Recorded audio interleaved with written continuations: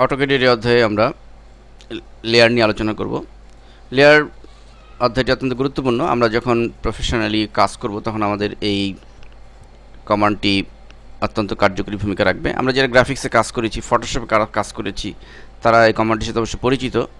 অর্থাৎ আমরা যখন একটি ডিজাইনে বা একটি প্ল্যাটফর্মে যখন অনেকগুলি অবজেক্ট নিয়ে কাজ করব, তখন প্রত্যেকটি অবজেক্টকে যদি আমরা আলাদা আলাদা লেয়ার নিয়ে কাজ করি, তাহলে আমাদের মূলত কাজ করতে, এডিটিং করতে সুবিধা হবে।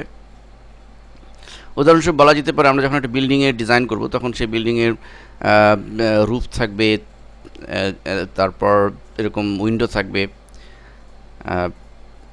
ভীম থাকবে, বিভিন্ন অবজেক্ট যখন থাকবে, কিচেন থাকবে, তো প্রত্যেকটি অবজেক্টকে আমরা যদি আলাদা আলাদা লেয়ার নিয়ে কাজ করি, তাহলে আমাদের এবং সেই সমস্ত লেয়ারকে আমরা কালার দিয়ে ভিন্ন ভিন্ন কালারে আমরা প্রেজেন্টেশন করতে পারি। এতে আমাদের কাজ করতে সুবিধা হবে, বুঝতেও সুবিধা হবে।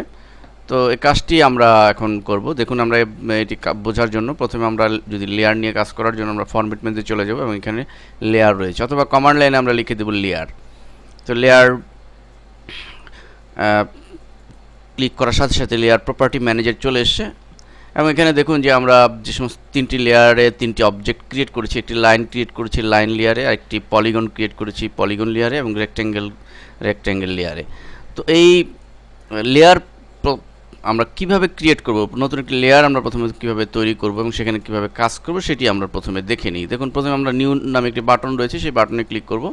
একটি আমরা দেখতে পাচ্ছি নিচে লেয়ার 1। সাপোজ আমরা এখানে একটি সার্কেল ক্রিয়েট করব। তো আমরা এখানে লিখছি সার্কেল, লিখে এন্টার চাপছি। তো এবং পুনরায় আমরা নতুন অন্য কোনো অবজেক্ট নিয়ে কাজ করে আরেকটি লেয়ার নিতে পারি। যাই হোক, তো সার্কেল লিখে ওকে দিলাম। তো এবার আমরা সার্কেল লেয়ারের মধ্যে আমরা একটা সার্কেল ড্র করব। তো আমরা দেখুন আমাদের এই উপরে এখান থেকে আমরা সার্কেল রয়েছে, সার্কেলে ক্লিক করলাম, সার্কেল হাইলাইট হলো। এবার আমরা একটা সার্কেল ড্র করি। দেখুন, অলরেডি সার্কেল আমরা ড্র করেছি এবং এই সার্কেল লেয়ারে। তো আমরা যদি আবার ফরম্যাট মেনু লেয়ারে চলে যাই এবং আমরা এই সার্কেল লেয়ারটি যেটি রয়েছে, এই লেয়ারের ইচ্ছা করলে আমরা এই লেয়ারের কালারটি চেঞ্জ করে দিই, যেহেতু একটু ডিফারেন্ট কালার দেওয়া উচিত। তো আমরা এখানে ক্লিক করে কালারের এই চেকবক্সে ক্লিক করলে আমাদের কালার আসবে। আমরা একটু ডিফারেন্ট কালার দিলাম, দেন ওকে। তো ওকে দেওয়ার সাথে সাথে দেখুন এই সার্কেলের কালারটি কিন্তু চেঞ্জ হয়েছে। মূলত লেয়ারের যে কালার আমরা দিলাম সেখানে সেই কালারটি এখানে এসছে। এবার আসুন যে আমরা এই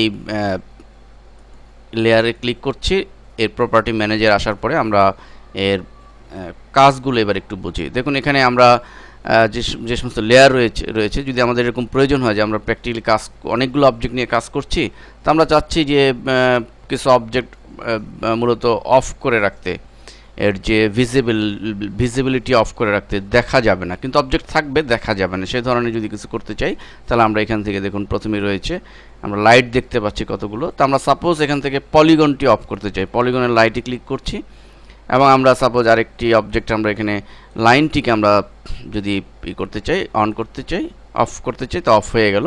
দেন ওকে বাটনে ক্লিক করলে আমরা অলরেডি দেখতে পাচ্ছি যে দেখা যাচ্ছে না। অনেক সময় আমাদের কাজের প্রয়োজনে ধরনের প্রয়োজন হতে পারে, আমরা পুনরায় লেয়ারের যদি উঠিয়ে দিই, আমাদের একটা অন করে দিই লাইট, তাহলে এটি পুনরায় আবার দেখা যাবে। ঠিক একইভাবে আমরা এগুলি কিছুক্ষণের জন্য ফ্রিজ করে রাখতে পারি। আরেকটি গুরুত্বপূর্ণ বিষয় হচ্ছে যে লক। আমরা অনেক সময় দেখা যায় যে প্র্যাকটিক্যালি কাজ করার সময় আমাদের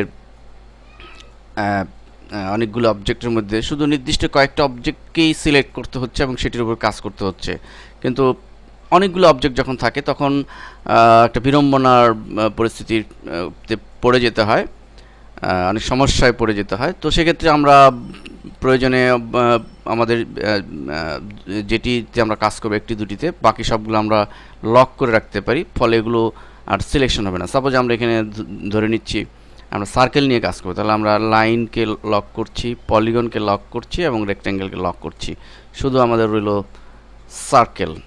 এবার আমরা দেখুন ওকে বাটনে ক্লিক করছি। এখন কিন্তু আমরা শুধু যেহেতু সার্কেল নিয়ে কাজ করব, আমরা অন্যগুলো যদিও সিলেক্ট হচ্ছে, কিন্তু অন্যগুলোর উপর কোনো কমান্ড অ্যাপ্লাই করা যাবে না এবং সেটি কিন্তু আমরা মুভমেন্টও করতে পারবো না, কোনো কাজই এখানে করা যাবে না। দেখুন, আমি লাইনটিকে সিলেক্ট করে ডিলিট চাপছি, অন্যগুলো ডিলিট হচ্ছে না, কিন্তু আমরা সার্কেলটি যেটি আমাদের লক করিনি সেটি যদি সিলেক্ট করে ডিলিট করি, ডিলিট হয়ে গিয়েছে। তো মূলত লক কমান্ডের সাহায্যে আমরা এভাবে আমাদের কাজের মধ্যে কমফোর্টেবিলিটি আমরা নিয়ে আসতে পারি। তো আমরা আবার আনলক করার জন্য পুনরায় ক্লিক করলে এগুলো আনলক হয়ে যাবে। দেন ওকে বাটনে ক্লিক। তো মূলত এই আমরা প্র্যাকটিক্যালি কাজের ক্ষেত্রে আমাদের যে সমস্ত অবজেক্ট নিয়ে আমরা কাজ করব, তো প্রত্যেকটি এক একটি অবজেক্টকে এক একটি লেয়ারে এবং সে সমস্ত লেয়ারের নাম দিয়ে দিয়ে আমরা যদি কাজ করি তাহলে আমাদের কাজে আমরা স্বাচ্ছন্দ্য বোধ করতে পারবো।